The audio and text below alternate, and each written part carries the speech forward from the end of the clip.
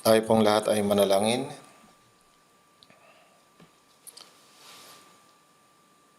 Mahabagin naming Amang Diyos na sa amin ay nagmamahal, kami na lumakad sa kasalanan, lumayo sa Diyos, ibinigay ang aming puso at isipan sa walang kabuluhang mga bagay ng sanlibutan, ay pinagpakitaan ng habag ng Diyos. Nung hindi pa namin kilala ang Diyos, ang Panginoong Hesus ang namatay sa krus sa halip namin. Kinuha niya ang sumpa at kahatulan na nararapat sa amin. Sa pamamagitan ng mahalagang dugo na idinanak niya, pinatawad niya ang aming mga kasalanan magpakailanman na wala kaming anumang nagawa. Panginoon, nagpapasalamat po kami sa pagpapahintulot mo po sa amin na maunawaan ang iyong pag-ibig at biyaya at sa pagliligtas mo sa amin sa pamamagitan ng biyayang ito. Sa oras na ito, kami na tinubos ng mahalagang dugo ng Panginoon ay sama-samang nagtitipon sa harapan ng Panginoon upang magpuri sa kanyang dakilang biyaya at pag-ibig, upang mag-aral ng kanyang salita at upang magkaroon ng fellowship sa banal na kapulungan kasama ng Panginoon. Dahil dito, kami nagpapasalamat sa iyo. Naniniwala kami na ang Panginoon ay kasama namin maging sa oras na ito. Tingnan mo po ang bawat isa sa amin at hawakan mo kaming matatag ng iyong mahabaging mga kamay. Panginoon na nakakaalam ng aming mga kahinaan, palakasin mo kami ng iyong mahabaging mga kamay at gabayan mo kami ng iyong pag-ibig, salita at ng kapangyarihan ng Espiritu Santo, upang ang aming mga buhay sa mundong ito ay hindi mawalang kabuluhan at makalakad kami bilang mga anak ng Diyos na walang anumang ikahihiya.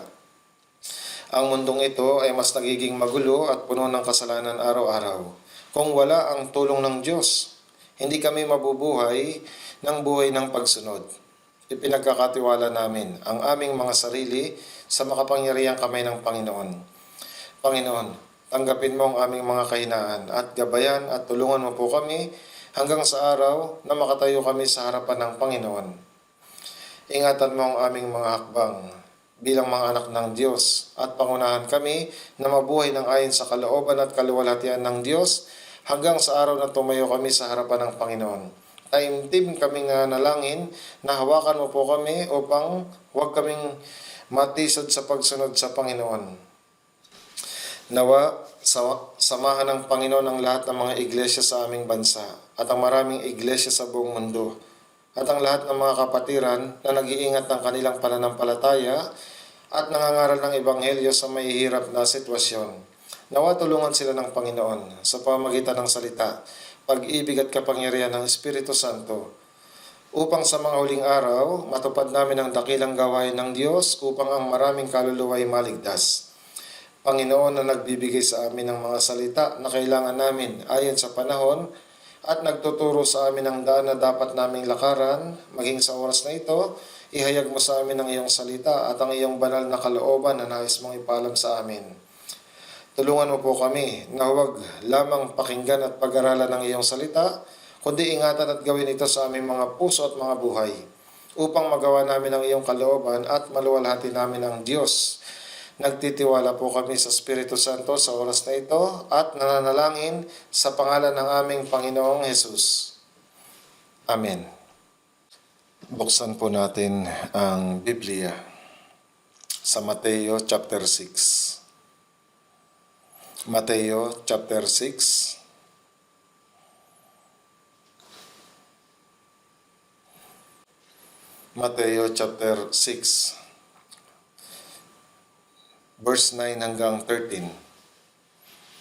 Verse 9 hanggang 13. Basahin po natin ang sabay. Manalangin nga kayo ng ganito, Ama naming nasa langit, sambahin nawa ang pangalan mo. Dumating nawa ang kaharian mo, masunod nawa ang kalooban mo, kung paano sa langit, gayon din naman sa lupa. Bigyan mo kami ngayon ng aming pagkain sa araw-araw, at patawarin mo kami sa aming mga utang, gaya rin namin na nagpapatawad sa mga may utang sa amin. At huwag mo kaming dalhin sa tukso, kundi iligtas mo kami sa masama. Sapagkat iyo ang kaharian, ang kapangyarihan at ang kaluwalhatian magpakailanman. Amen.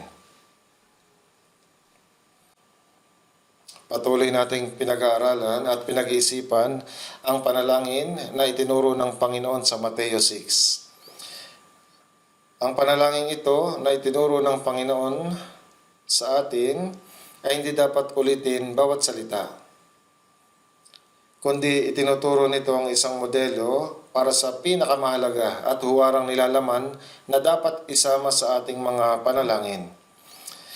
Pwede natin itong basahin sa bahay. At ngayon, maaaring kabisado nyo na ito kahit hindi buksan ang Biblia. Tama po ba? Kaya nyo itong idalangin sa parehong paraan. Tama po. Pwede kayong manalangin na nakasentro sa panalangin ito. Isa sa mga pribilehiyong bigay ng Diyos sa atin pagkatapos maligtas ay maaari na tayong manalangin sa Diyos. Ito'y kamangha-manghang pribilehiyo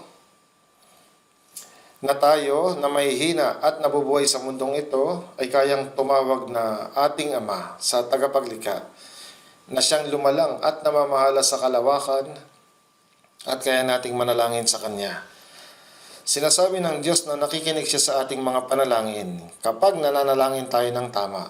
Nakikinig ang Diyos sa ating mga panalangin. Hindi ba yun kamangha-mangha? Kung kaya nating magkaroon ng direktang tawag sa telepono sa presidente ng isang bansa, isa itong kamangha-manghang pribilehiyo.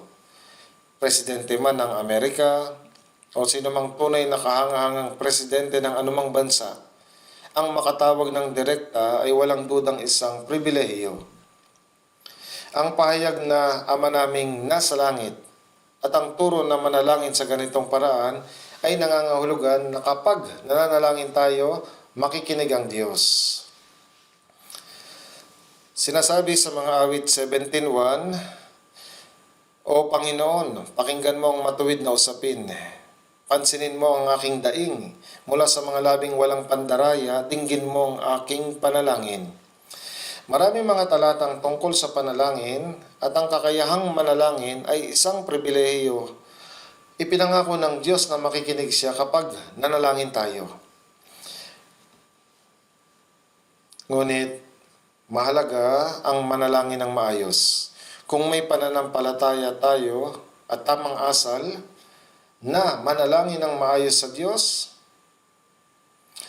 makakapamuhay tayo ng tunay na tapat na buhay Kristiyano bilang mga anak ng Diyos at bilang mga Kristiyano.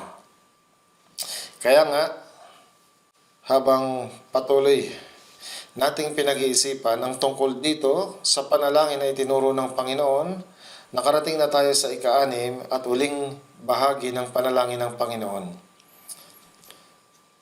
Ang bigkasin o basahin ito ay mukhang simple, pero ang nilalaman nito ay napakahalaga na importanteng pag-isipan ng malalim ang bawat bahagi. Noong nakaraang linggo, detalyado kong sinabi ang tungkol sa pahayag na verse 11, Bigyan mo kami ngayon ng aming pagkain sa araw-araw. Ang isang estudyanteng nag-aaral para sa exam ay dapat na magpakita ng kanilang mga kakayahan base sa kanilang mga natutuhan. Kung inaral nila ng isang beses at pagkatapos ay hinayaan na, maaring makalimutan nila ito agad. Kaya nga kailangan ang patuloy na balikan ang pinag-aralan. Sa Isaiah 34:16, inyong saliksikin at basahin ang aklat ng Panginoon. Ibig sabihin ng pahayag na ito ay paulit-ulit na basahin, pag-isipan, at iukit ang kahulugan nito sa inyong mga puso. Sa Colossus 3:16, manirahan nawang sagana sa inyong salita ni Kristo.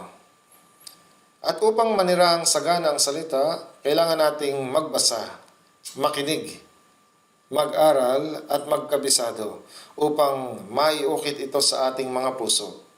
Kaya nga sandali nating balikan ang mga napag-aralan natin nung nakaraan. Kapag ginawa ito, matutulungan tayo upang maging kapaki-pakinabang ang salita sa ating mga puso at pang-araw-araw na buhay. Ang pahayag na Ama naming nasa langit ay napakahalaga dahil ipinapahiwatig nito na hindi lamang siya aking Ama, kundi siya ang Ama natin. Ibig sabihin na hindi ako nag-iisa. Marami akong mga ligtas na kapatid. At bilang mga anak ng Diyos, kaya natin siyang tawaging isang Ama. Hindi natin dapat kalimutan na tayo ay bahagi ng isang banal na lipunan ng mga naligtas kay Kristo. Hindi natin ginagawa ng mag-isa ang buhay Kristiyano, gaya ng hindi tayo isinilang ng mag-isa sa mundong ito. Kundi may mga magulang, mga kapatid, mga kamag-anak, at nasa loob tayo ng isang komunidad. Tayo ay napapalibutan ng hindi mabilang na mga ligtas na anak ng Diyos. Ang mga brothers at sisters, hindi tayo kailanman nag-iisa. Sinasabi ng Panginoon sa Juan 15:12 na kayo'y magmahalan sa isa't isa gaya ng pagmamahal ko sa inyo. Alang-alang sa buhay at pag-ibig ng Diyos, ang parehong pananampalataya at walang hanggang pag-asa na tayo ay naging isa. At huwag nating kalimutan kahit isang saglit na tayo ay bahagi ng lipunan na ito. Kaakibat ng pagiging kabilang sa komunidad na ito ang mga responsibilidad. Sa isang pamilya, may mga responsibilidad. Ang ama, responsibilidad ang ina, at bawat miyembro ng pamilya ay may tungkulin at gawain na dapat gawin. Pareho din naman sa loob ng banal na komunidad kung saan ang Diyos ang ating Ama, dapat nating panatilihin ang ating mga posisyon at isagawa rin ang ating mga individual na responsibilidad. Kapag nabubuhay tayo at nagsama-sama sa komunidad na ito, kumikilos ang Diyos sa gitna natin at ipinapakita ang kanyang pag-ibig at kapangyarihan. Kaya ang pahayag na bigyan mo kami ngayon ng aming pagkain sa araw-araw ay mahalaga.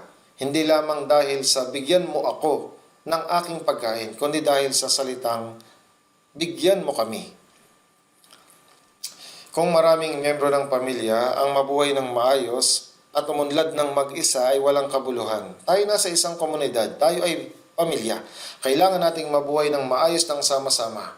Kailangan nating sama-samang mabuhay ng komportable.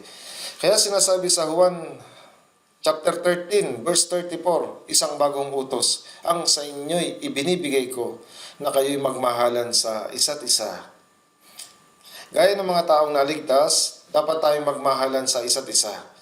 At hanggang saan natin dapat ibigin ang isa't isa, gaya ng pagmamahal sa atin ng Panginoon. Sa unang Juan 3:16, dito natin nakilala ang pag-ibig. Sapagkat ibinigay niya ang kanyang buhay alang-alang sa atin at nararapat nating ibigay ang ating mga buhay alang-alang sa mga kapatid. Ang tanging anak ng Diyos ay nagbigay sa atin ng pag-ibig hanggang sa punto ng kamatayan. Ipinapakita nito na dapat nating ibigay ang pag-ibig na tinanggap natin sa Panginoon sa ating mga kapatiran. Gayunpaman, sa unang Juan 3:17, subalit ang sinumang may mga pag-aari sa sanlibutan ito at nakikita ang kanyang kapatid na nangangailangan at pinagsasarahan niya ito ng kanyang damdamin sa pamilya, hindi pwede na tatay lang ang kumakain ng maayos o nanay lang ang komportable. Ang mga responsibilidad ay dapat maibahagi sa loob ng komunidad na ito, pati sa mga anak. Dapat lagi nating tandaan na hindi tayo nag-iisa. Kaya nga, tinawag tayo upang umibig hanggang sa punto ng pagbibigay ng ating mga buhay para sa ating mga kapatid. Gaya ng pagbibigay ng Panginoon ng kanyang buhay para sa atin. Pero kapag nakikita ang kanyang kapatid na nangangailangan at pinagsasarahan niya ito ng kanyang damdamin, kung may pagnanais na tumulong, ngunit naharangan ito, ano ang humaharang dito? Ang ating laman. Ang laman ay pwedeng maging makasarili at pinipigilan nito ang pagnanais na tumulong. Ngunit, kailangan natin itong malampasan. Dapat na ipasakop natin ang makasarili nating mga puso sa harapan ng Panginoon at isagawa ang kanyang salita at pag-ibig. Kapag nabigo tayong gawin ito at hinayaan ang ating laman na harangan ang pagkaawa, kung gayon, magkakaroon ng tanong, paanong nananatili ang pag-ibig ng Diyos sa Kanya? Dapat na patuloy na ibinibigay ang pag-ibig ng Diyos. Kapag nag-iisa tayo, hindi kailangan ang pag-ibig. Dahil may ibang mga tao na pwede nating ibigin, may pagkakataon tayong ipahayag ang pag-ibig na iyon. Sa unang Korinto 13:7-14, inilalarawan kung ano ang pag-ibig at tinawag tayo upang gawin ang pag-ibig na iyon. Ang pag-ibig ang katangian ni Kristo. Ipinapakita nito ang puso ni Kristo. Dapat nating isagawa ang pag-ibig na iyon. Ang malaman ng pag-ibig ay hindi sapat. Habang isinasagawa natin ito, maninirahan ng mas sagana ang pag-ibig sa atin. Kung may puso tayo na may kakayahang magmahal, ngunit hindi ito ginagawa, liliit ang pag-ibig na iyon at pagtagal ay mawawala. Gagawin tayong tuyo at baog. Ang pag-ibig ay tungkol sa pagbibigay at pagbibigay ng higit pa hanggang sa maibigay natin ang lahat. Sinasabi sa Lucas 6:38, magbigay kayo at iyon ay ibibigay sa inyo. Ang Panginoon ay tagapagbigay din sa atin. Sinasabi sa Mateo 7:7, humingi kayo at kayo ay bibigyan. Dapat na ibahagi natin kung ano ang mayroon tayo upang maisagawa ang pag-ibig. Ang ating pag-aari ay hindi para sa atin sarili lamang. Ito ay ibinigay para rin sa mga kapatiran at para sa hindi paligtas. Lahat ng mayroon tayo, ang ating oras, mga bagay, at lahat na ibinigay sa atin. Kapag isinasagawa natin ito, ang Panginoon ay mas magbibigay ng higit pa. Magbigay kayo at iyon ay ibibigay sa inyo. Ngunit gaano nga ang ating matatanggap? Sinasabi nito, hustong takal, siniksik, niliglig, at umaapaw ang ilalagay nila sa inyong kandungan. Ito ang pangako. Pero marami ang hindi nagagawa ito dahil hindi sila naniniwala sa pangakong iyon. Kaya nga ang pananampalataya ay tungkol sa pagkaunawa sa biyaya at pag-ibig ng Diyos. Habang ginagawa natin ito, ang Panginoon ay patuloy na ihahayag ang kanyang masaganang pag-ibig, buhay at kapangyarihan sa pamamagitan natin.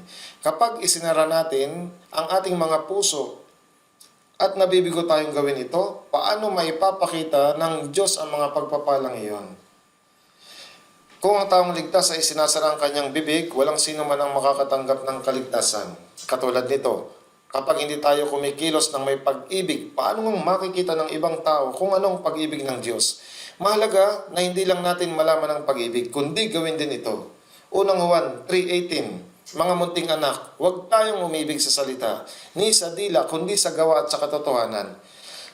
Sino man ay kayang magsalita ng pag-ibig, subalit ang mga kilos, ang tunay na nagpapahayag ng pag-ibig.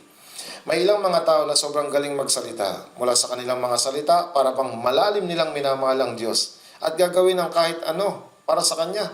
Pero anong kanilang mga kilos? Kaya ang kanilang mga kilos ay hindi nagpapakita ng ganito. Kapag ang isang tao hindi mahusay magsalita, pwedeng hindi sila magustuhan. Pero kapag ang isang tao ay magaling magsalita, ngunit walang anumang ginagawa, nagiging wala itong kabuluhan. Salamat at walang ganong tao dito. Pero alam natin na may ganong tao kahit saan. Nakakita ako ng ganong mga tao. Napakahusay nilang magsalita.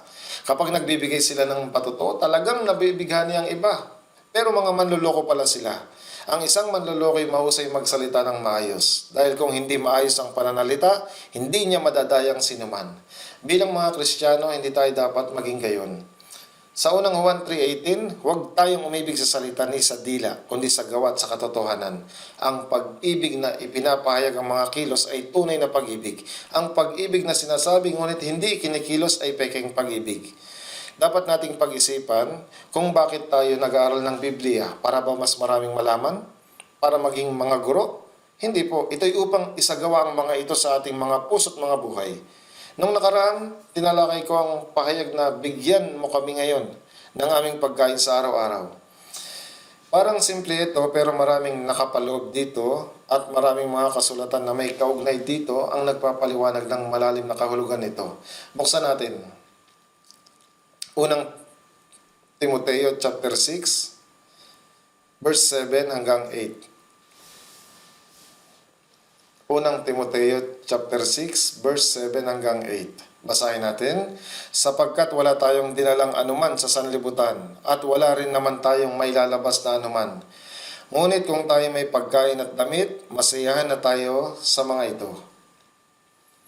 Sapagkat wala tayong dinalang anuman sa sanlibutan. Gaya ng sinasabi sa Ecclesiastes 5:15, kung paano siya lumabas sa sinapupunan ng kanyang ina.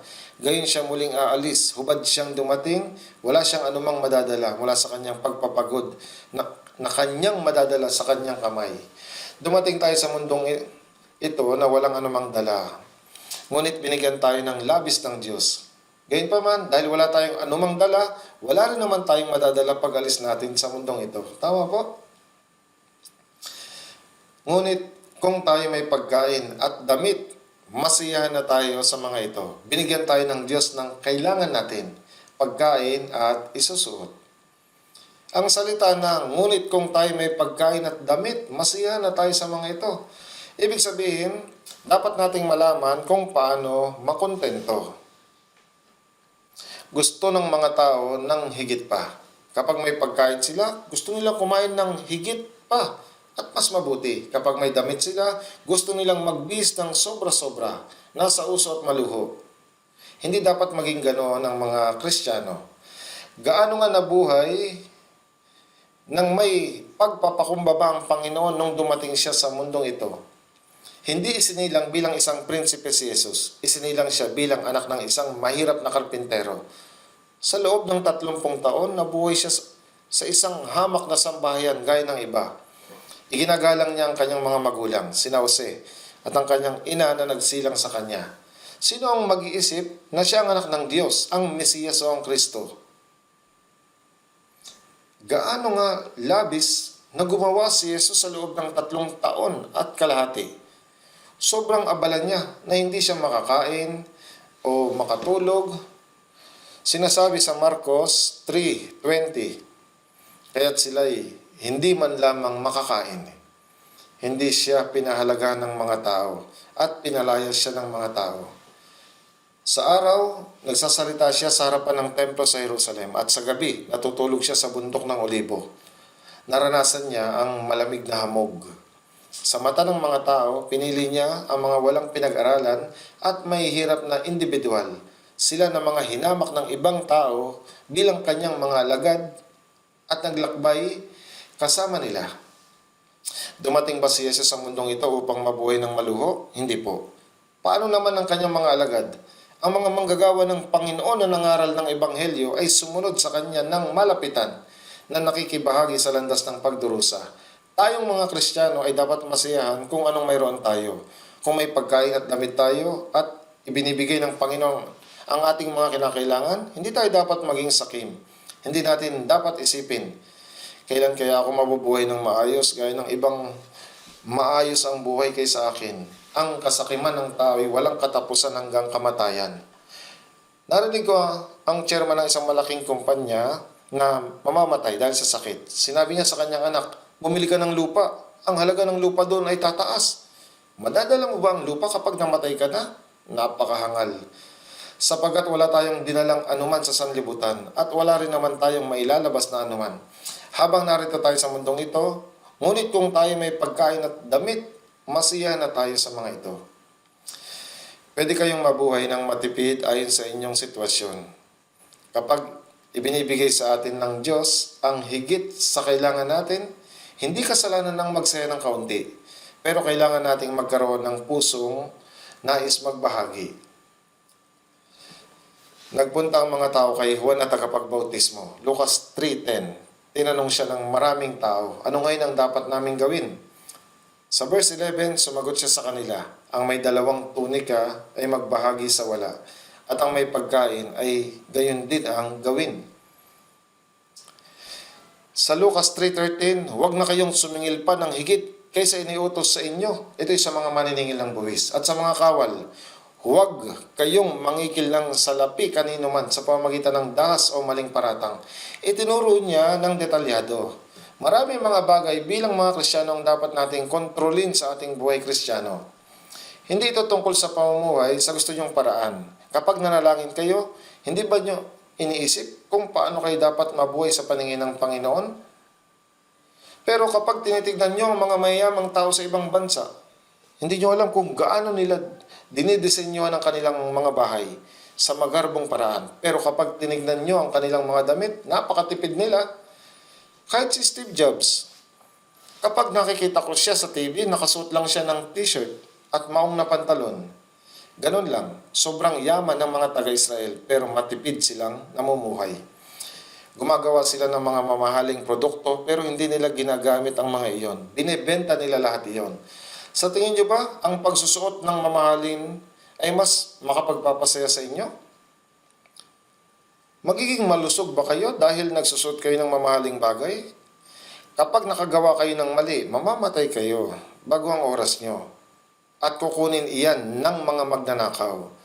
Kaya para sa atin, ang matipid na pamumuhay at ligtas ang pinakadakilang pagpapala. Sa mundong ito, kung saan ang mga tao ay nakikipagkompetensya para mabuhay nang walang pagsasaalang-alang sa mga paraan at pamamaraan. Kung may kumita ng pera at magtagumpay, anong dapat kong gawin? Sa isang banda, dapat tayong magsikap na magtrabaho at huwag mapag-iwanan. Ngunit kung labis ang kasakiman natin, mapapaiksi ang ating buhay. Hindi natin ito dapat gawin. Kaya dapat nating pag-isipan ng malalim ang salitang ito. Unang Timoteo 6:8. Ngunit kung tayo may pagkain at damit, masiyahan na tayo sa mga ito.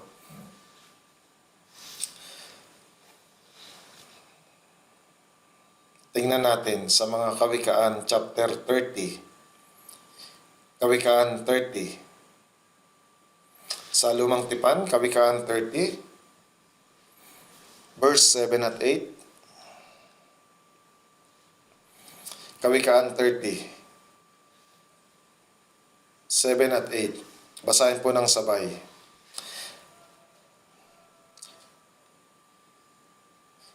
Dalawang bagay ang sa iyo'y aking hinihiling bago ako mamatay ay huwag mong ipagkait sa akin. Ilayo mo sa akin ang daya at ang kasinungalingan. Huwag mo akong bigyan ng kasalatan o kayamanan man. Pakainin mo ako ng pagkain na aking kinakailangan.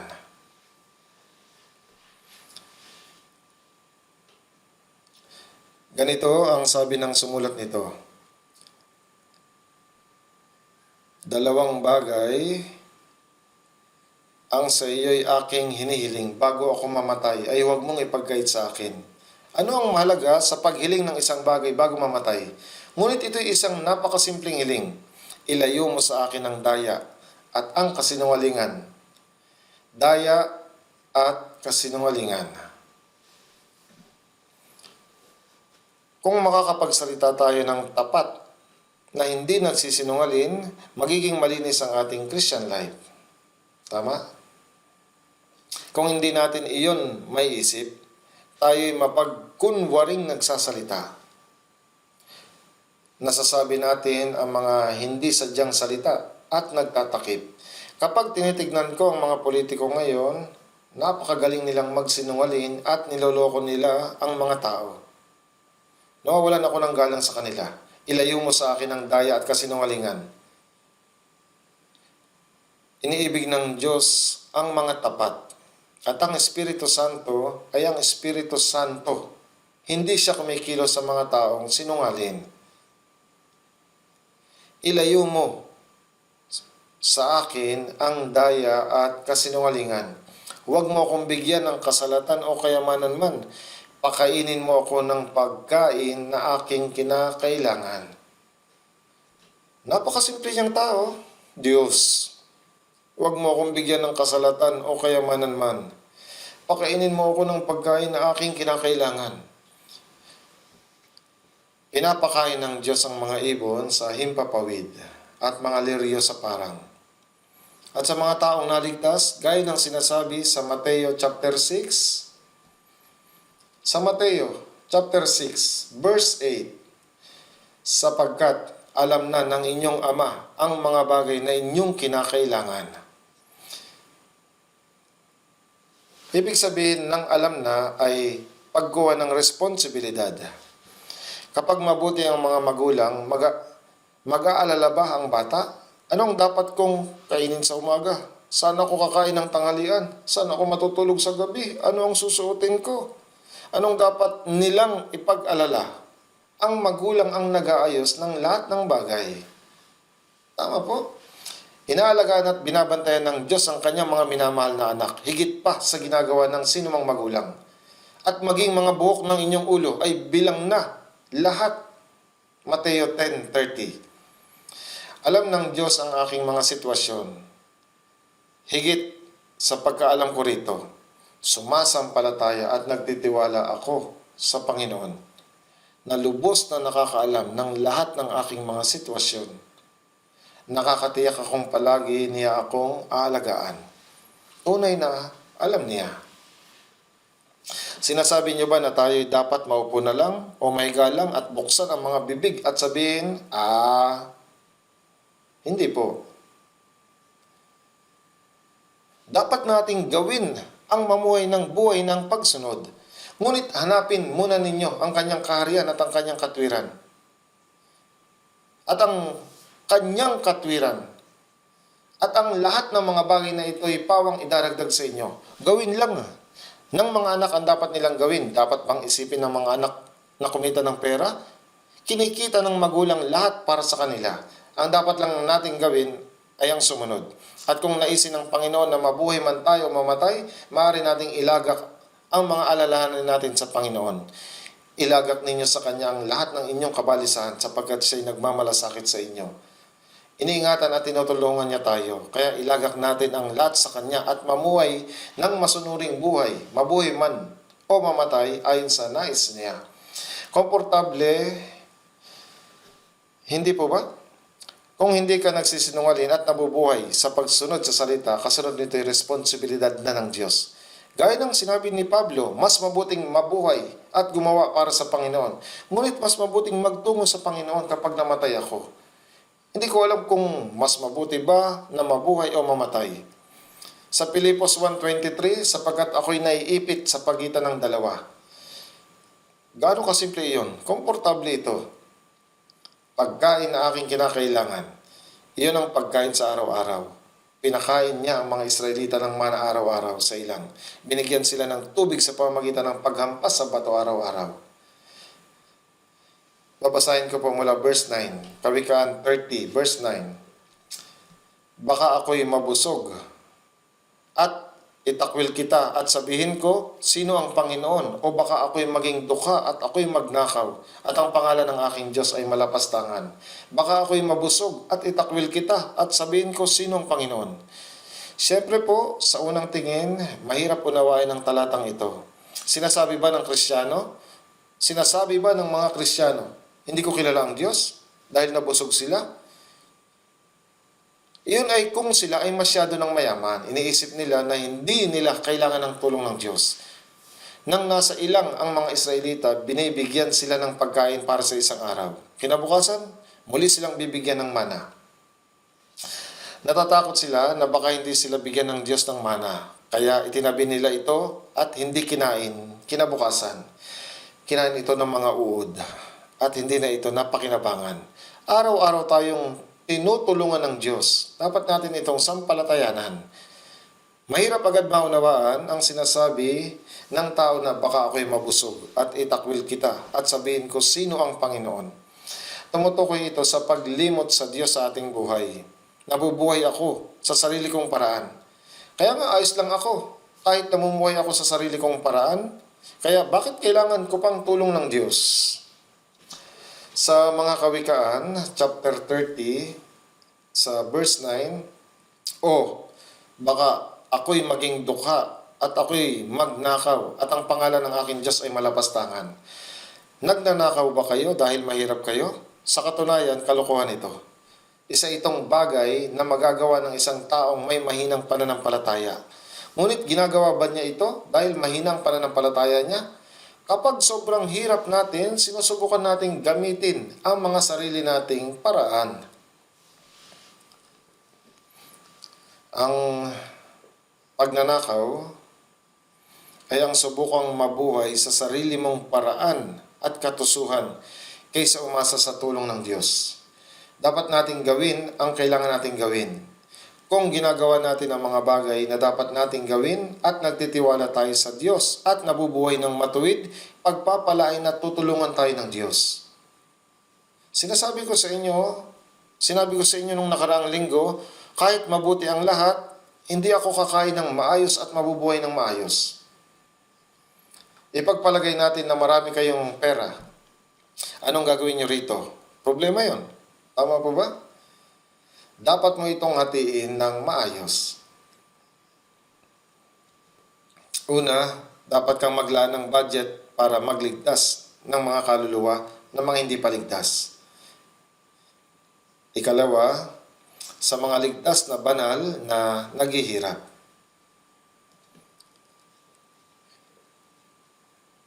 Ang pagtulong sa mga hindi naniniwala ay kasunod na lang. At kailangan ko lang ang kailangan ko. Ibinibigay ito ng Diyos sa akin. Hindi ako nabubuhay sa pamamagitan ng paraan, ngunit sa pamamagitan ng gantimpala. Gagawin ng mga tao ang lahat ng paraan para mabuhay, gamit ang anumang paraang kinakailangan. Kung ang sariling pagsisikap ay mabigo, ang ilan ay maaaring gumawa ng pandaraya. Gayunpaman, ang mga ligtas ay dapat magkaroon ng ibang paraan ng pamumuhay at ibang uri ng mga prinsipyo.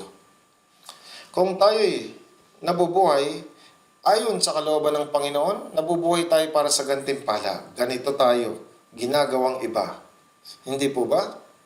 Ito'y tungkol sa gantimpala. Mateo 6:33. Ngunit hanapin muna ninyo ang kanyang kaharian at ang kanyang katwiran. At palaging ginagamit sa Biblia ang katagang pagkatapos o kaya pagkatapos. Kung hindi natin ito susundin, wala itong kabuluhan. Lahat ng mga bagay na ito ay pawang idaragdag sa inyo. Ibig sabihin nito, ibibigay ng Diyos para sa atin ang dagdag na pagpapala. Kung tayo ay sobrang hirap, dapat pa rin tayo magtiwala sa Diyos kahit sa ating kahirapan. Gayunpaman, maaring ang ilan ay mamuhay ayon sa kanilang sariling paraan. At kahit na hindi sila magnakaw, maaari pa rin silang kumilos na labag sa kanilang budhi. Kaya nga nasa sulat, o baka ako'y maging duka at ako'y magnakaw at ang pangalan ng aking Diyos ay malapastangan. Kaya naman, hindi tayo dapat maging masyadong mayaman o masyadong mahirap. Kung may mga mahihirap, dapat natin silang tulungan. Ang pagiging mayaman ay hindi talagang magandang bagay. Madalas ay nahihirapan ang mayayaman sa kanilang pananampalataya. Ang mga mayayaman ay madalas na nakikihalubilo lamang sa mga kapwa nila mayayaman. Nag-evangelize ako ng ilang presidente ng kumpanya. Nakita ko kung gaano kahirap na sila ay mamuhay ng buhay pananampalataya. Hindi lang mahirap ang makatanggap sila ng kaligtasan, kundi kahit na pagkatapos maligtas, ang mamuhay ng isang tapat na buhay ay isa ding pagsubok. Ang mga mayayaman ay bumubuo ng mga eksklusibong grupo at nagsasama-sama. At kahit na alam nila ang espiritual na panganib, nakakit pa rin sila nito. Isa sa kanila, personal na umamin nito sa akin. Sa paglipas ng panahon, unti-unting napapalayo sila sa Diyos. Labis silang nasasabik, laging naglalaro ng golf, umiinom, nakikihalubilo, nagpapayaman. Hindi nila namamalayan, palayo na sila ng palayo sa Diyos. Talagang nakakadurog ito ng puso. Sa aklat ng Pilipos, chapter 4, verse 11. Tingnan natin, Pilipos 4, 11 verse 12. Pilipos 4, 11 hanggang 12. Hindi sa nagsasalita ako, dala ng pangangailangan, sapagkat aking natutunan ang masiyahan sa anumang kalagayang aking kinaroroonan. Marunong akong magpakababa at marunong din akong magpakasagana. Sa bawat bagay at sa lahat ng bagay ay natutunan ko ang lihim sa kabusugan at maging sa kagutuman at maging sa kasaganaan at maging sa kasalatan. Nung sinabi ni Pablo ang mga salitang ito, siya ay nakakulong sa Roma. Isinulat niya ang liham na ito sa mga mananampalataya sa Pilipos na sinasabi, hindi sa nagsasalita ako, dala ng pangangailangan. Ang mga mananampalataya sa Pilipos ay patuloy na sumusuporta kay Pablo saan man siya magpunta. Kahit na noong siya ay nasa bilangguan sa Roma, nagpapadala sila ng tulong sa kanya sa pamamagitan ni Epaprodito. Gayunpaman, nais linawin ni Pablo na hindi siya nagsasalita dahil sa kakulangan o humihiling ng tulong dahil sa kanyang mga paghihirap. Sinabi niya, aking natutunan ang masiyahan sa anumang kalagayang aking kinaroroonan. Ibig sabihin na natutunan niya kung paano masiyahan sa anumang sitwasyon. Ang kasiyahan ay ang kakayahang manatiling kontento anuman ang mga panlabas na kondisyon. Pilipos 4:12, marunong akong magpakababa, marunong din akong magpakasagana. Sa bawat bagay at sa lahat ng bagay ay natutunan ko ang lihim na kabusugan at maging sa kagutuman at maging sa kasaganaan at maging sa kasalatan. Si Pablo ay laging nasa hamak na kalagayan. 2 Korinto 11, makikita natin kung paano siya nagdusa ng labis para sa Ebanghelyo. Siya'y gininaw, nagutom, walang tulog, binugbog ng maraming ulit, ikinulong ng maraming ulit, at iniwan pang ang halos patay na matapos batuhin. Gayunpaman, patuloy niyang ipinangaral ang Ebanghelyo. Sino pa ba ang nakaranas ng ganitong paghihirap? Subalit, kailan siya nakaranas ng kasaganaan?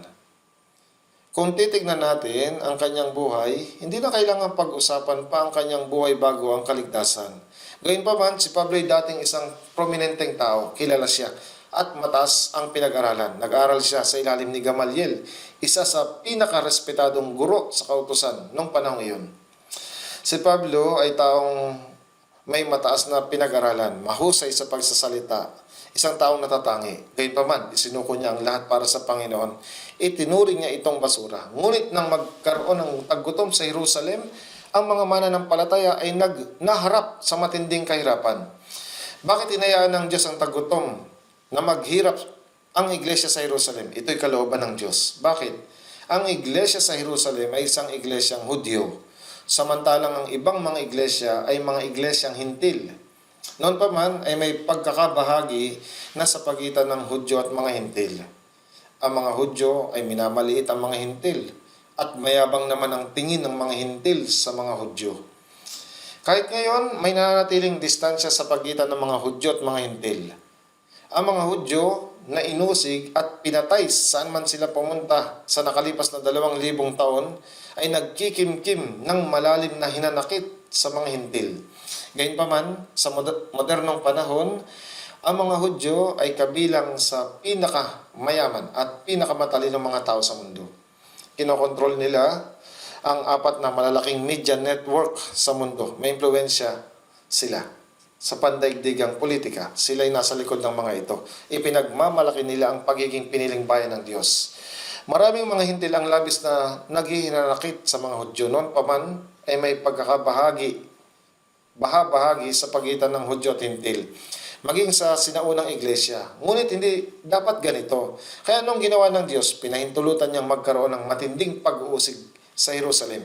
Ikinalat ang mga mananampalataya na nagtipon doon at ipinadala sila sa mga Hintil upang ipalaganap ang Ebanghelyo. Bukod dito, ang mga mananampalataya sa Jerusalem ay naging mahirap. Bakit? Dahil ang kanilang kahirapan ang nagpasimula upang mamagitan at tumulong ang mga iglesyang Hintil. Si Apostol Pablo, na Hudyo mismo, ay nakita ang grabing sitwasyon ng mga banal sa Jerusalem at hinimok niya ang mga iglesyang Hintil na suportahan sila. Kahit si Pedro ay isang Hudyo, si Pablo bilang apostol sa mga Hintil ay naglakbay mula sa isang iglesyang patungo sa ibang bansa. Nag-ayos siya ng pangongolekta upang tulungan ang mga nagdurusang mananampalataya sa Jerusalem. Ang mga Hintil ay masigasig na tumugon at nakibahagi sa gawain ito. Ang mga mananampalataya sa Jerusalem ay tinulungan ng mga iglesyang Hintil. Sa simula, ipinagbili ng mga banal sa Jerusalem ang kanilang lupain at mga ari-arian. Ipinamahagi ang lahat upang walang sinuman sa kanilang mga ilangan. Gayunpaman, ang sitwasyong ito ay hindi nagtagal. dumating ang taggutom at naging mahirap sila. Bakit ito'y pinahintulot ng Diyos? Ito'y upang ituro sa kanilang na ang iglesia ay iisang katawan. Sa pagpapahintulot sa mga iglesyang hintil na suportahan ang mga mananampalataya sa Jerusalem, ipinakita ng Diyos sa kanila ang pagkakaisa sa katawan ni Kristo. Natutunan ng mga Hudyong mananampalataya sa Jerusalem na pahalagahan ang mga iglesyang hintil at nabuo sa mga mananampalatayang hintil ang malalim na pagmamahal sa mga banal na Hudyo. May layunin sa likod ng lahat ng iyon. Nang dalhin ni Pablo ang malaking koleksyon para sa iglesia sa Jerusalem, wala siya sa estado ng pagkagutom o nasa pangailangan ng sandaling iyon. Iyon marahil ang maikling panahon na siya'y nakaranas ng kasaganaan at kapuspusan. Kung minsan si Pablo ay tinatrato ng may malaking karangalan, bagaman ang aking kalagayan ay naging isang pagsubok sa inyo, hindi ninyo ako hinamak o kinasuklaman, kundi tinanggap na gaya ng isang anghel ng Diyos, gaya ni Kristo Jesus.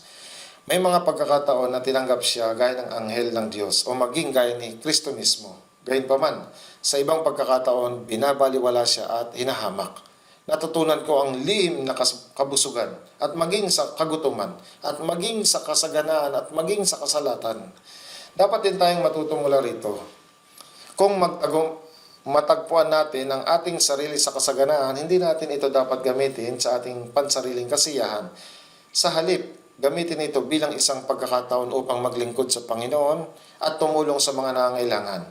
Kung dumaranas tayo ng kahirapan, dapat tayong matutong umasa lamang sa Diyos.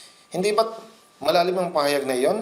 Natutunan ko ang lihim na kabusugan at maging sa kagutuman at maging sa kasaganaan at maging sa kasalatan. Dapat tayong mabuhay sa parehong paraan. Kapag tayo may kasaganahan, dapat nating ialay ito sa Panginoon sa halip na magpakasawa sa sariling kasiyahan. Kapag naharap tayo sa mga paghihirap, dapat tayong matutong magtiwala ng lubusan sa Diyos. Sa palagay niyo ba, hayaan ng Diyos ang kanyang bayan na mamatay sa gutom? At kahit ginawa niya, pupunta tayo sa Panginoon para makasama siya. Anong dapat katakutan? Kung maubos ang pagkain, kakain tayo ng lugaw. Kung walang lugaw, iinom tayo ng tubig. At kung wala na lahat, aalis na tayo upang makasama siya. Kaya bakit tayo dapat mag-alala? Ito ang katotohanan. Buksan po natin sa mga Kawikaan, chapter 11. Kawikaan, chapter 11, verse 24 at 25. Basahin po natin. May taong nagbibigay ng sagana, masagana at lalo pang yumayaman. May nagkakait ng dapat ibigay, ngunit naghihirap lamang. Ang taong mapagbigay ay payayamanin at siyang nagdidilig ay didiligin din. May taong nagbibigay ng masagana. Kahit na nagbibigay siya sa iba ng marami, ngunit lalo pang yumayaman. Paano magiging mas mayaman ang isang tao sa pamamagitan ng pagbibigay? Ito ay dahil ang Diyos ang siyang nagpapaunlad sa kanila. Kapag ang Diyos ay nagbigay ng higit, sila'y mas nagbibigay pa. At kapag nagbigay siya ng higit pa, patuloy silang nagbibigay ng higit pa. Nalulugod ang Diyos dito. Kaya lalo pa niya silang pinagpapala.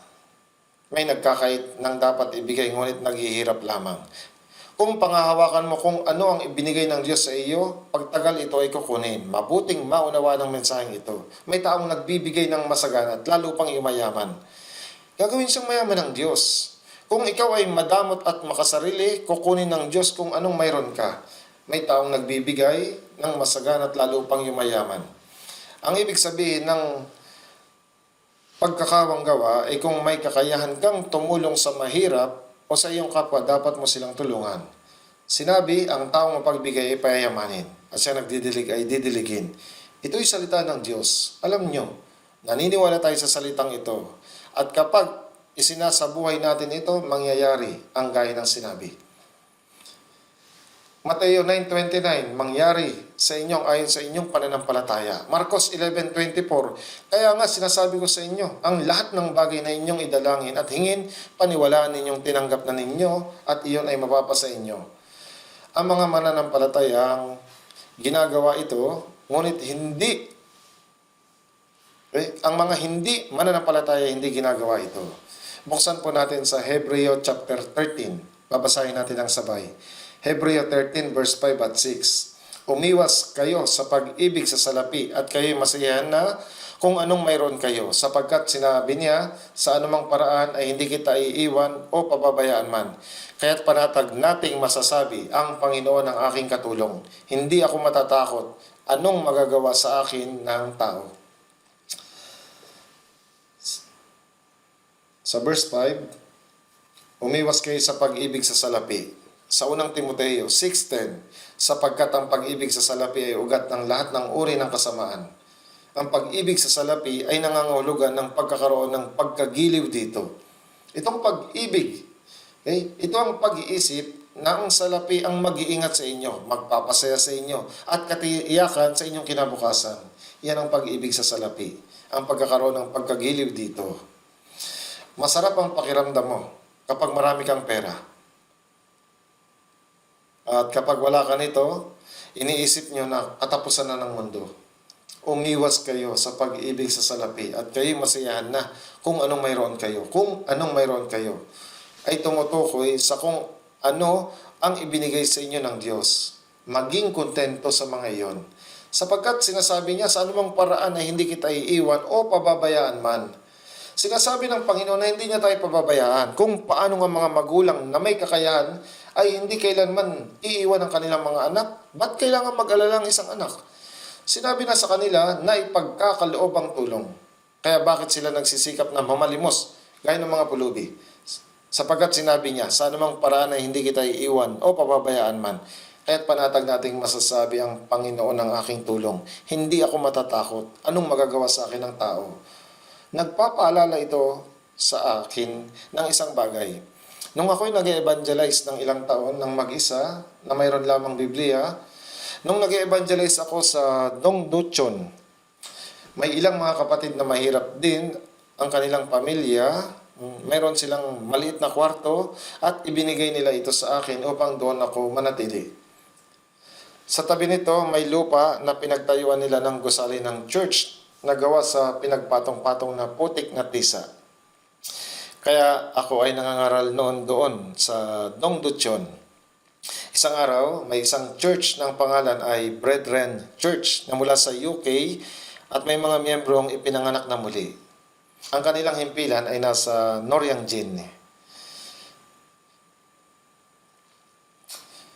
Palagay ko, narinig ni Brother Park ang tungkol sa akin.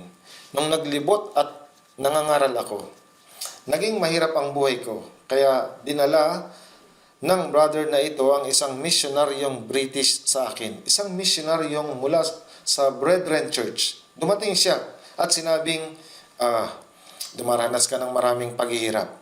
Sinabi niya na ikokolekta niya ako sa isang negosyanteng British at gagawa ng isang sponsorship. Kung tatanggapin ko ang tulong, ang negosyanteng British ay magpapadala sa akin ng pera buwan-buwan. Mukhang maganda, di ba? Kung tatanggapin ko ito, makakatanggap ako ng tulong buwan-buwan. Ngunit walang pag-aalinlangan, sinagot ko siya. Hindi naman ako nagkukulang. Sa mga oras na iyon, dalawang bagay ang naisip ko. Una, sinasanay ako ng Diyos sa pamamagitan ng kahirapang ito.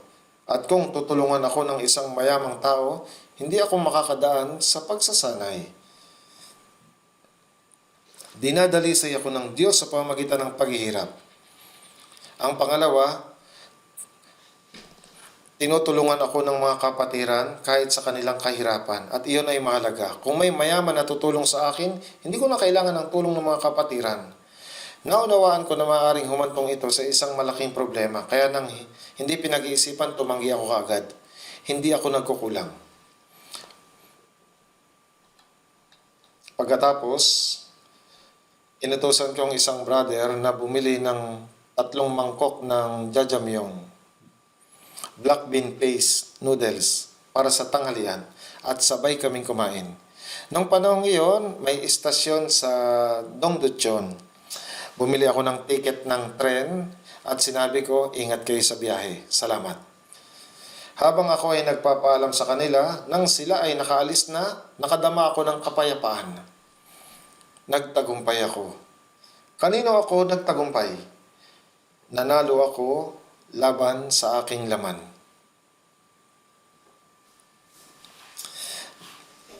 Maaring ito ay isang napakalaking pagkakamali. Ngunit, naiwasan ko ito. Hindi ko alam kung sinusubok ba ako ng Diyos. Kung tinanggap ko ito noon, maaring kasama na nila ako sa Brethren Church ngayon. Ang mga taong ito ay ligtas, ngunit hindi sila makapangaral ng Ebanghelyo. Mahirap ipaliwanag ang bahaging ito. Ganun pa man, nung panahon iyon, ang Diyos ang aking sponsor. Ang talata na ang Panginoon ang aking katulong ay nangangahulugan ang Diyos ang aking sponsor. Kung tinutulungan ako ng Diyos, bakit kailangan ko pa ng tulong mula sa mga tao? Tama po ba? Tinutulungan ako ng Diyos at hindi mahalaga kung sa pamamagitan nino niya ako tinutulungan. Nang si Elias ay nasa tagutom ng 3 kalahating taon at walang sino man ang tumutulong sa kanya, nagpadala ang Diyos ng mga uwak para dalan siya ng tinapay at karne para sa almusal at hapunan. Tama po? Kinain niya iyon at uminom siya sa batis. Iyon ay sapat na. Kung hindi tayo tutulungan ng mga tao, tutulungan tayo ng Diyos sa anumang paraan. Gayunpaman, ang Panginoon ang aking katulong. Kung tayo ay nabubuhay na nagtitiwala lamang sa Panginoon at nagsasabi, kahit na ako'y mamatay, mamamatay ako sa tabi ng Panginoon. Kung gayon, ang Panginoon ang may responsibilidad sa atin. Sa Nahum 1:7, at nakikilala niya ang mga nanganganlong sa Kanya. Kung sasabihin mong kahit na mamatay ako sa tabi ng Panginoon, sa palagay mo ba ay hindi ito responsibilidad ng Panginoon? Tingnan natin sa Isaías 41:10. Isaías 41:10. Isaías 41:10. Basahin natin.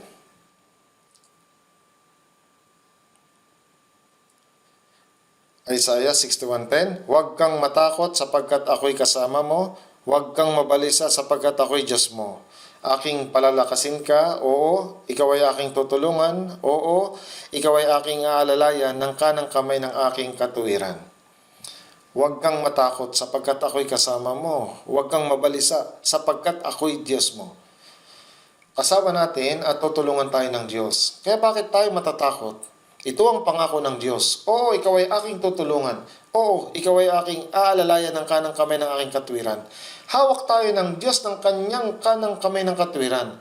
Kung tayo nabubuhay para sa Panginoon, mahigpit niya tayong hahawakan. Kung kailangan maging dukha, gagawin niya tayong dukha. Kung kailangan harapin ang may hirap na pagsubok, hahayaan niya ang mga pagsubok na iyon. Tama po. Kapag tapos na ang inyong gawain, kukunin na kayo ng Panginoon. Kung siya man ay pumatay o nagbibigay ng buhay, kayo ay nasa ilalim ng kamay ng Diyos. Kaya anong dapat ipag-alala? Tama po ba? Iyon ang pananampalataya. Tingnan natin sa isa pang talata, Awit 121. Awit 121.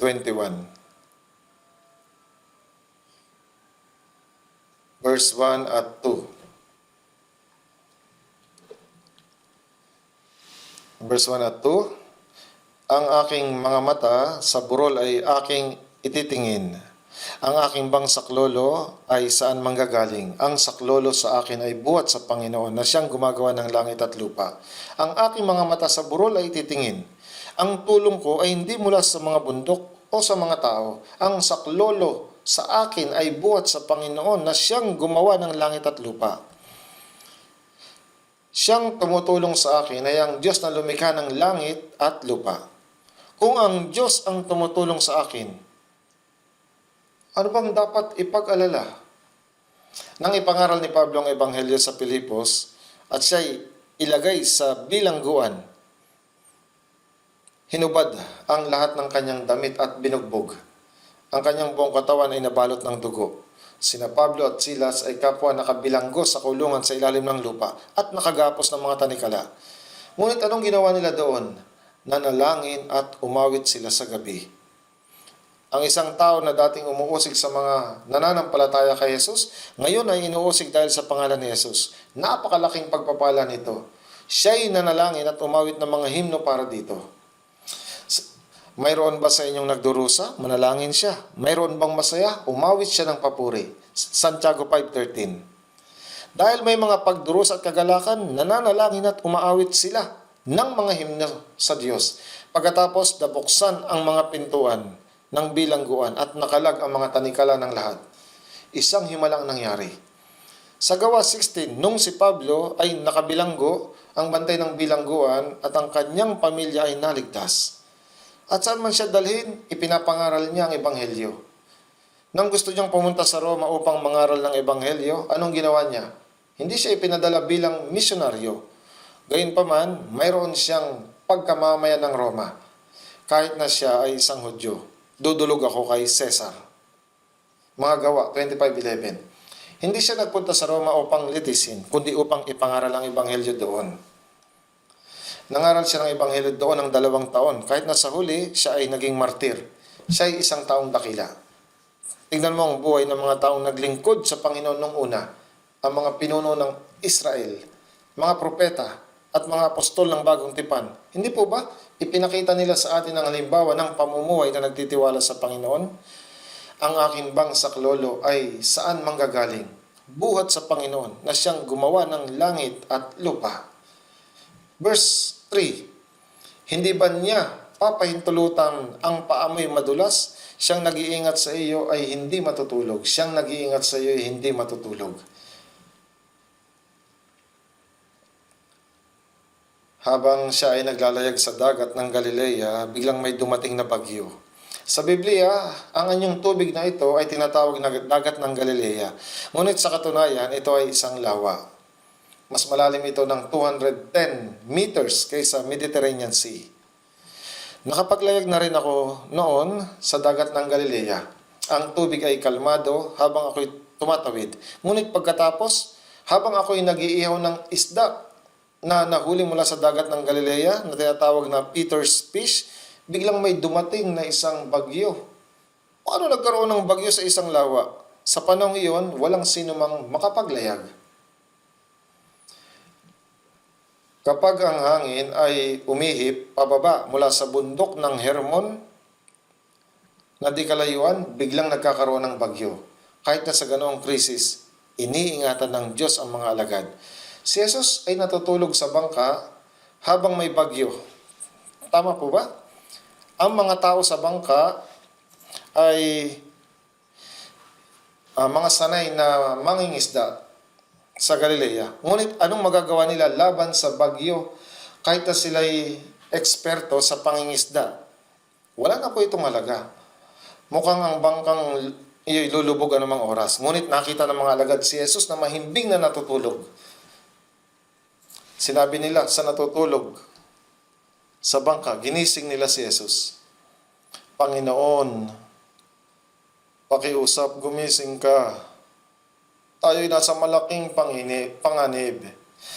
Carest thou not that we perish? How canst thou lie asleep? When each moment so madly is threatening a grave in the angry deep. At binuksan ng Panginoon ang kanyang mga mata. Sinabi, bakit kayo natakot? Panginoon, hindi mo ba ito nakikita? Paanong hindi kami matatakot? Okay? No water can swallow the ship where lies the master of ocean and earth and skies. Paanong malalaman ng isang malaking alon ang bangka kung saan natutulog ang Panginoon? Kung alam po ito ng mga alagad noon, sa halip, sila'y magsasaya lamang sa mga sandaling iyon sa pagtaas at pagbaba ng bangka kasabay ng mga alon. Nakaranas na rin ako ng isang bagyo habang ako'y nasa bangka. Noon sa katimugang baybayin, akala ko noon mamamatay na ako. Mukhang ang bangka ay tila lulubog anumang oras. Naisip ko, anong mangyayari kapag lumubog ang bangka? Mayroon pong mga life jackets. Ngunit napansin ko na may kandado ang mga ito. Naisip ko, paano ko ito mabubuksan kapag nagkaroon ng emergency? At pagkatapos nakakita ko ng isang tao na nag-iwan ng pala sa malapit. Kaya naisip ko na gagamitin ko ang pala upang sirayan ng kandado at kumuha ng mga life jacket. Ngunit pagkatapos ay nag-alala ako, paano kung walang sapat na life jacket para sa lahat? Ano mangyayari sa akin? Mayroon din pong nag-iwan ng plastic container ng langis sa malapit. Kaya naisip ko, kapag sumama ang sitwasyon, kukunin ko iyon at gagamitin upang magpalutang. Mayroon na po akong buong plano sa aking isipan. Akala ko talaga noon mamamatay na ako. Ngunit nakadaong naman po kami ng ligtas. Kung alam ko lang na hindi lulubog ang bangka, tiyak na ako'y magsasaya sa bangka. Tumataas, bumababa dahil sa alon. Gaya nito, sa digmaan hanggang sa hindi napapatay, maaari tayong maging kapanapanabik. Ano o sino ba ang makakapagpalubog sa bangka kung saan naroon si Jesus? Ngunit hindi alam ng mga alagad ang tungkol dito. Si Jesus ay gumising at nagsabi, pumayapa ka, tumahimik ka. At pagkatapos ang mga alon na nagwawala ay agad na kumalma at tumahimik. They all shall sweetly obey my will. Peace be still, peace be still. They all shall sweetly obey my will. Peace, peace be still. At pagkatapos, ang mga alon ay tumahimik. Ang mga alagad ay nagulat at sinabi, sino nga ito na pati ang hangin at ang dagat ay sumusunod sa kanya? Sino nga ito? Siya ang lumikha ng lahat sa pamamagitan ng kanyang salita. Sinasabi na ang langit at lupa ay lilipas, ngunit ang kanyang mga salita ay hindi lilipas. Kapag sinabi niya sa kalawakan tigil, ang lahat ng gumagalaw ay hihinto. Kapag ako'y tumatawag sa kanila, sila'y nagsisitayong magkakasama. Isaiah 48:13. Siya po ito.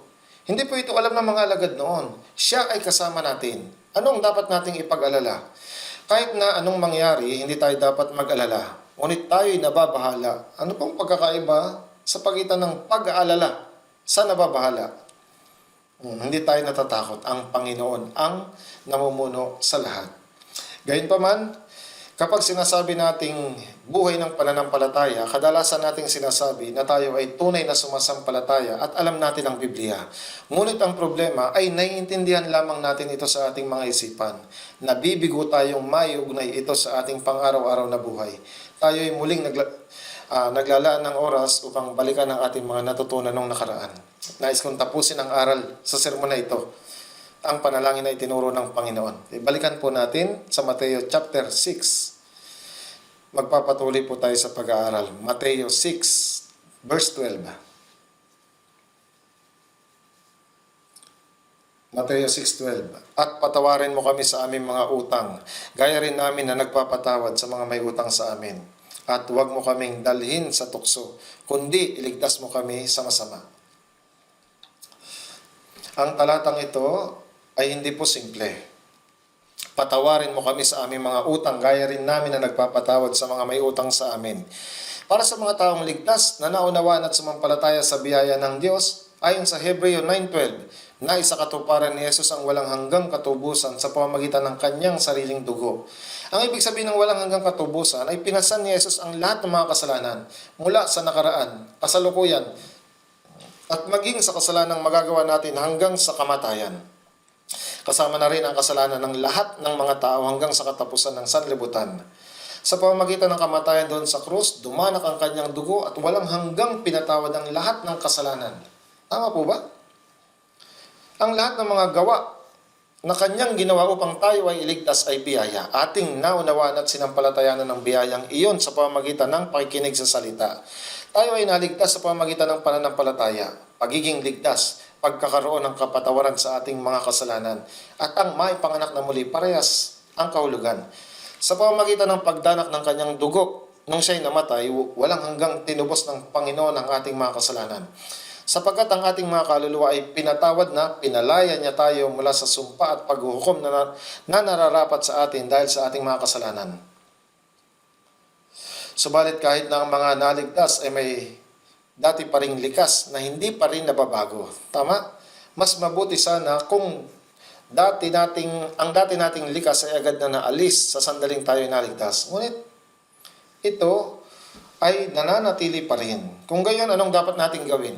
Kahit na may dati pa tayong likas, pagkatapos magkaroon ng kaligtasan, ang Espiritu Santo ay dumating sa atin at binabago ang ating mga puso sa pamamagitan ng kanyang mga salita. Binabago tayo ng Espiritu Santo. Ang Panginoon ay itinatanim ng Espiritu Santo sa ating puso. Ang likas ni Kristo. Ang ibig sabihin ng paglago ng pananampalataya ng isang tao, ang dati niyang likas ay nangihina. Ang unti-unting namamatay. At habang ang likas ni Kristo ay lumalagot na isa sa katuparan. Kaya kapag lumago ang pananampalataya nyo, kapag ang katangian ng Panginoon ay nabuo sa inyong puso, maaari kang mabuhay ng halos hindi nagkakasala. Kailangan ba talaga magkasala? Kahit na tayo ay nasa mundong ito, na puno ng kasalanan, maaari nating madaig ang kasalanan. Ang daong ay lumulutang sa tubig, ngunit ang tubig ay hindi nakapasok sa loob ng daong. Kapag nakapasok ang tubig, lulubog ang daong. Ang isda ay nabubuhay sa maalat na dagat, ngunit ang isda ay hindi maalat. Tama?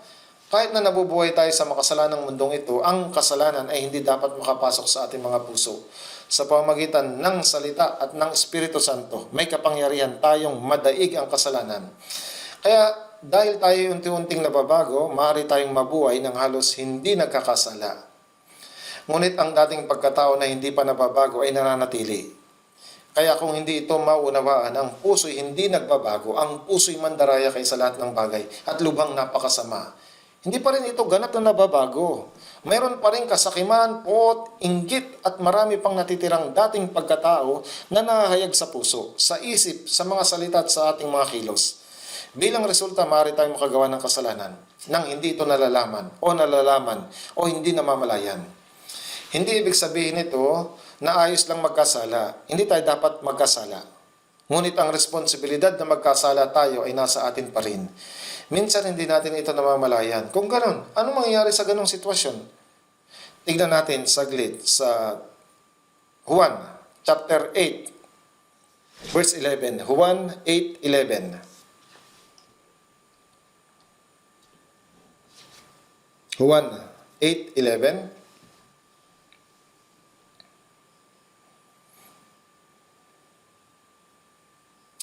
Basahin natin. At sinabi niya, walang sino man Panginoon. Sinabi ni Jesus, hindi rin kita hinahatulan. Humayo ka na at mula ngayon huwag ka nang magkasala. Dito, ang babae na nahuli sa pangangalo niya ay dinala sa harap ni Jesus. Pumulot ng bato ang mga Hudyo at sinabi sa kanya, sa verse 5, sa kautusan ay pinagutos sa amin ni Moses na batuhin ang mga ganyan. Ano ngayon ang iyong masasabi tungkol sa kanya? Kung gusto nilang patayin siya, ay ginawa na dapat nila. Ngunit bakit dinala pa nila ang babae sa harap ni Jesus? Nais nilang subukin si Jesus upang mabitag siya. Bakit kung sasabihin ni Jesus na batuhin siya ayon sa kautusan ni Moses, sila ay nasa ilalim ng pamumuno ng Roma? At walang sino man ang may otoridad na hatulan ng sino man. Ang gobernador, si Pilato, na pinadala ng Roma, siya ang hukom sa panahong ito. At kung wala ang kanyang hatol, walang sino man ang pwedeng hatulan ng kamatayan. Kaya kung sinabi ni Jesus na batuhin siya, siya ay lalabag sa batas ng Roma. Kung magkagayon, maaaring mahatulan si Jesus. Ngunit kung sasabihin naman ni Jesus na huwag siyang batuhin, siya ay lalabag sa kautusan ni Moses. Ginawa nila ang tusong pakana na ito upang subukin si Jesus. Gayunpaman sumagot si Jesus. Verse 7, ang walang kasalanan sa inyo ang siyang unang bumato sa kanya. Mayroon siyang isinulat sa lupa at muli sinabi niya, ang walang kasalanan sa inyo ang siyang unang bumato sa kanya. Hindi natin alam kung anong sinulat niya dahil hindi ito binanggit ng Biblia. Kapag tayo tumayo sa harapan ng Panginoon, maaari nating itanong, anong sinulat mo noon? Siya'y sasagot. Ngunit, pwede tayong manghula ngayon. Narinig ninyo na sinabi, huwag kang mangangalunya. Ngunit sinasabi ko sa inyo na ang bawat tumitingin sa isang babae na may pagnanasa ay nagkasala na sa kanya ng pangangalunya sa kanyang puso. Sinulat niya, ang sinumang napopot sa kanyang kapatid ay isang mamamatay tao. Maaaring sinulat ni Jesus sa mga salitang ito, gaya sa Mateo 5. Bawat tumitingin sa isang babae na may pagnanasa ay nagkakasala ng pangangalunya sa kanyang puso. Wala ba kayong kasalanan? Ang walang kasalanan sa inyo, siyang unang bumato. Mula sa matatandang lalaki, sinimulan nilang bitawan isa-isa ang mga batong hawak nila. Kalaunan, maging ang mga nakakabata ay umalis. Sinong walang kasalanan? Ang isang makasalanan na nararapat mamatay dahil sa kanyang sariling kasalanan ay walang karapatan na hatulan ang ibang makasalanan. Bakit matatanda ang unang umalis? Dahil mas marami ang nagawa nilang kasalanan sa kanilang buhay. Isa-isa silang nag-alisan at sa huli, dahil walang sinuman ang walang kasalanan, ibinaba nilang lahat ang mga bato at nagsialis. Naging tahimik ang paligid. Natakot ang babae na baka batuhin siya hanggang sa mamatay. Sinabi ni Jesus sa verse 10, "Babae, nasaan sila? Wala na bang ni isang humatol sa iyo?" Sumagot siya sa John 8:11, "Walang sinuman, Panginoon." Kaya anong dapat mangyari? Dahil ako lang ang tanging walang kasalanan, ipikit mo ang iyong mga mata. Dapat batuhin niya ang babae. Pero sa halip, sinabi niya, hindi rin kita hinahatulan. Tanging ang Panginoon lang ang may karapatang humatol. Ngunit bakit na sinabi, hindi niya hinahatulan ang makasalanang babaeng ito? Ako ang magbabayad ng iyong mga kasalanan sa halip na ikaw. Ako ang mamamatay para sa iyo. Kaya't ikaw ay mapapatawad, hindi rin kita hinahatulan. Hindi niya nilalabag ang kautusan. Sa halip, siya itong idineklara, ako ang mamamatay para sa iyo, upang ikaw ay mapalaya sa mga kasalanan.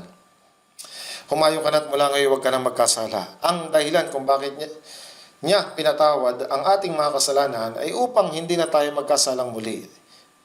Hindi niya sinabing okay lang magkasala kung hindi niya talaga kayang mapigilan. Ang mga nakatanggap ng kaligtasan ay dapat na huwag nang magkasalang muli. Gayunpaman, dahil sa dating pagkatao na hindi pa lubos na nababago, tayo ay makakagawa pa rin ng kasalanan sa ating mga puso, isip, salita at gawa. Minsan alam natin at minsan hindi natin namamalayan.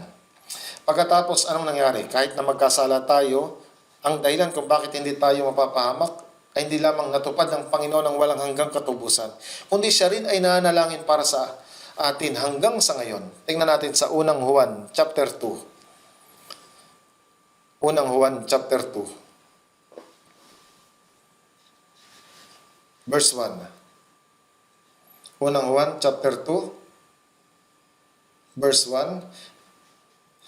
Mga munti kong anak, ang mga bagay na ito ay sinusulat ko sa inyo upang kayo'y huwag magkasala. Ngunit kung sino may magkasala, tayo ay may tagapagtanggol sa harap ng Ama, si Jesucristo na siyang matuwid.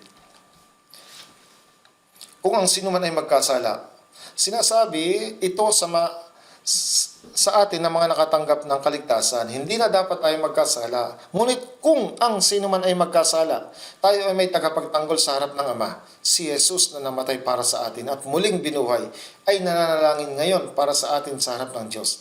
Siya ang ating tagapagtanggol.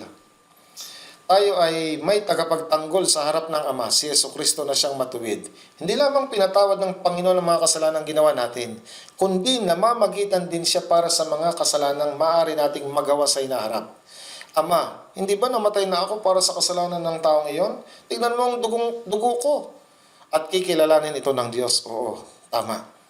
Dahil namamagitan si Jesus para sa atin, hindi tayo mapapahamak kahit na tayo ay mabigo. Naunawaan niyo po ba? Tingnan natin sa Hebreo 7:25.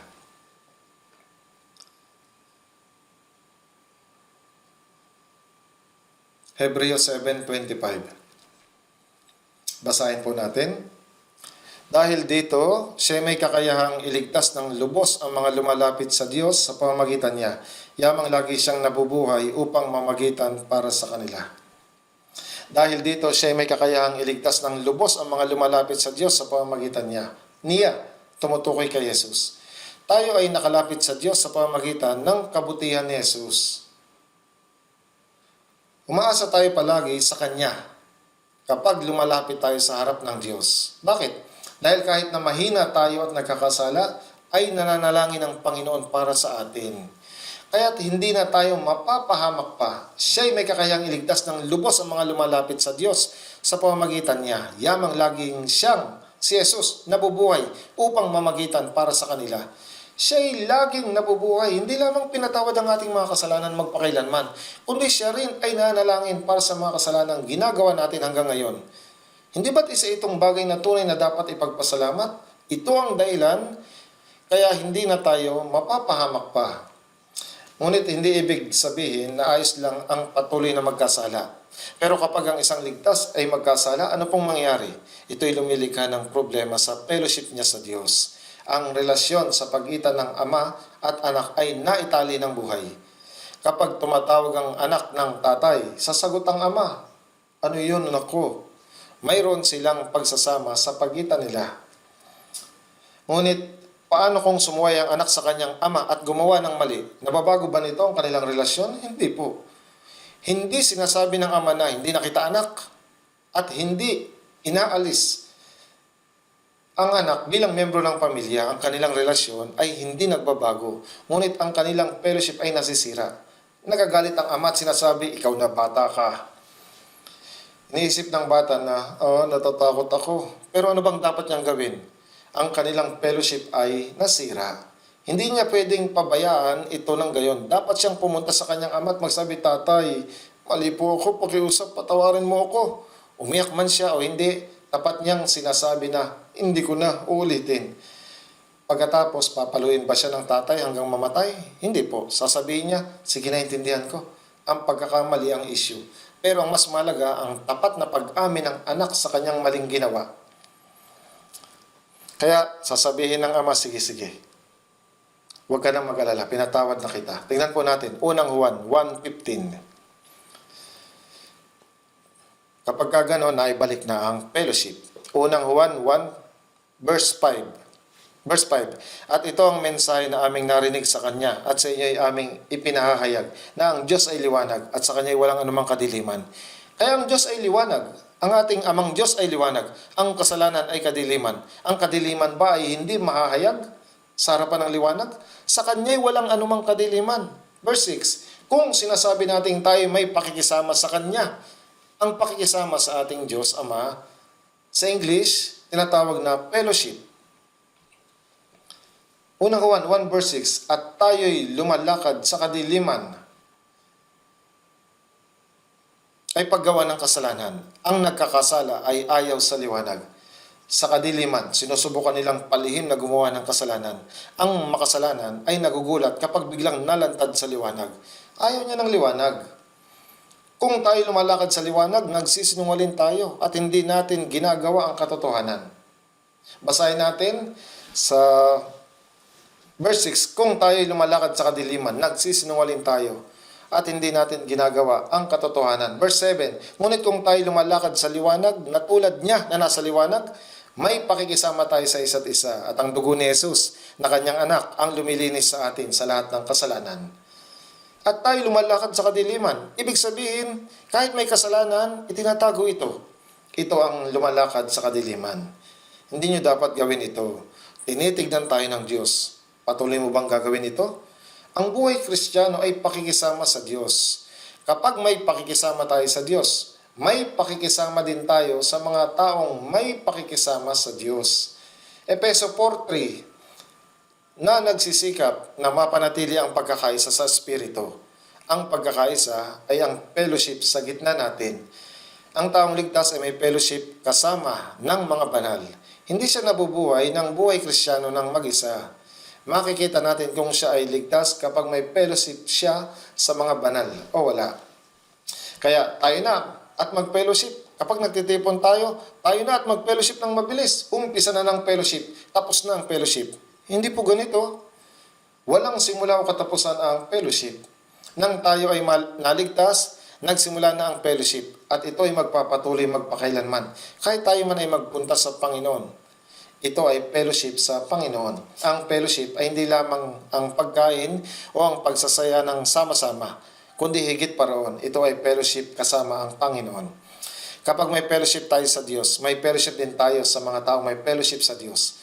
Ito ay love triangle. Pag-ibig sa pagitan ng tatlo. Kapag may kasalanan tayo, ang fellowship natin sa Diyos ay napuputol. Kahit na nawala ang fellowship ko sa Diyos, sinasabi ko, iniibig ko pa rin ang kapatiran. Ito'y kasinungalingan.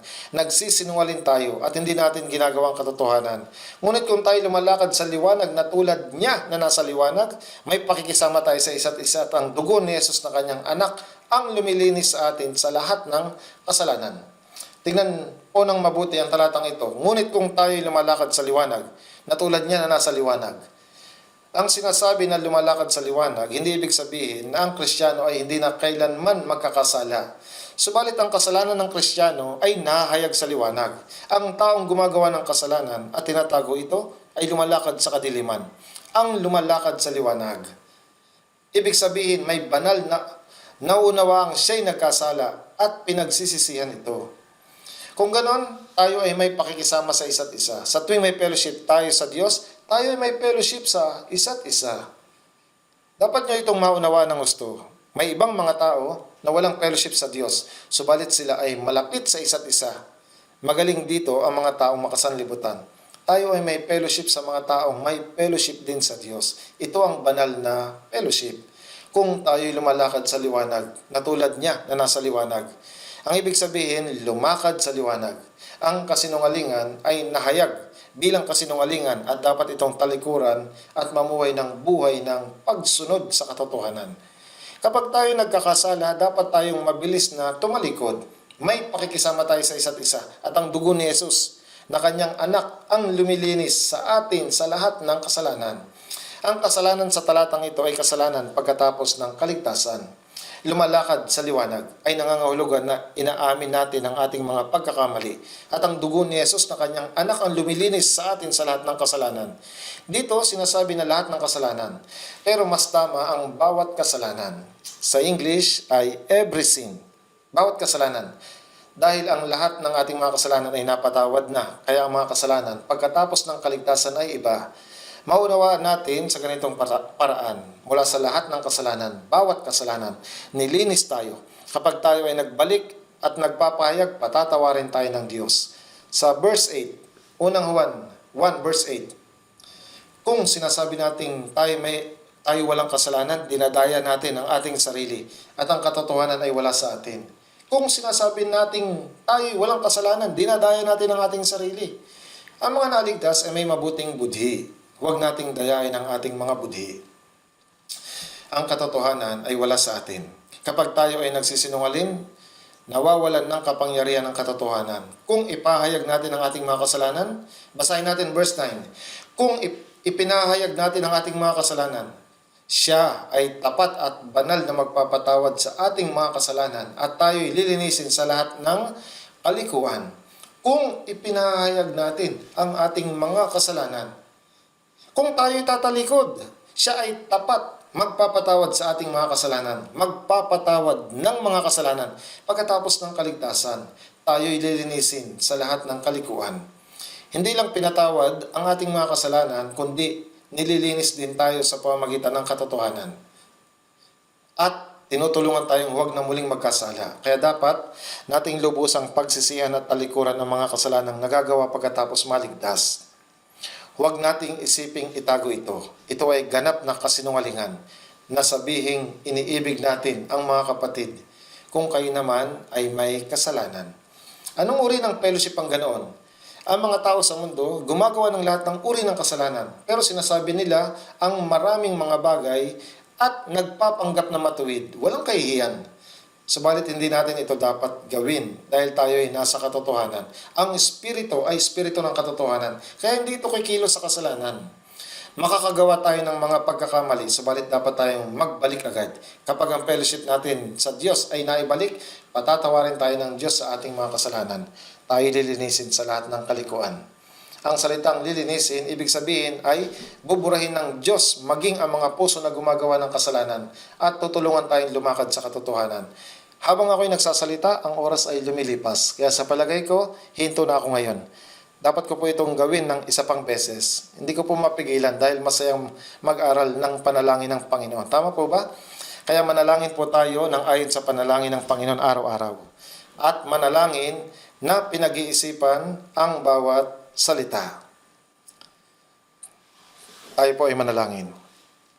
Mahabagin naming Diyos Ama, Kami nag-aaral ng malalim at naunawaan namin ang panalangin na itinuro ng Panginoon. Panginoon, naniniwala kami na ang Diyos ang aming Ama at Panginoon. Ang Ama ay pinapakinggan ang aming panalangin. Pakiusap, tulungan mo kaming mabuhay sa natitira naming buhay na karapat-dapat bilang mga anak ng Diyos. Naniniwala kami na ang mga kapatiran na tumatawag sa Diyos bilang Ama ay tunay na nagmamahal sa Diyos. At sa mga kapatid, sumusunod sa salita at namumuhay ng ayon sa kalooban ng Diyos. At ang banal na fellowship ay naitatatag at ang Panginoon ay kumikilos sa amin. Kung may anumang kadiliman o natatagong kasalanan sa aming mga puso at buhay, pakiusap. Tulungan kaming malaman ito at linisin kami sa pamamagitan ng kapangyarihan ng dugo ng Panginoon upang kami ay makapamuhay sa natitira naming buhay para sa kalooban at kaluwalhatian ng Diyos. Habang kami ay lumalakad sa liwanag, gaya ng Diyos na nasa liwanag, pamunuan at gabayan mo kami. Kami nagtitiwala sa iyong salita at kapangyarihan sa natitira naming buhay. Dalangin po namin ito sa pangalan ni Jesus. Amen.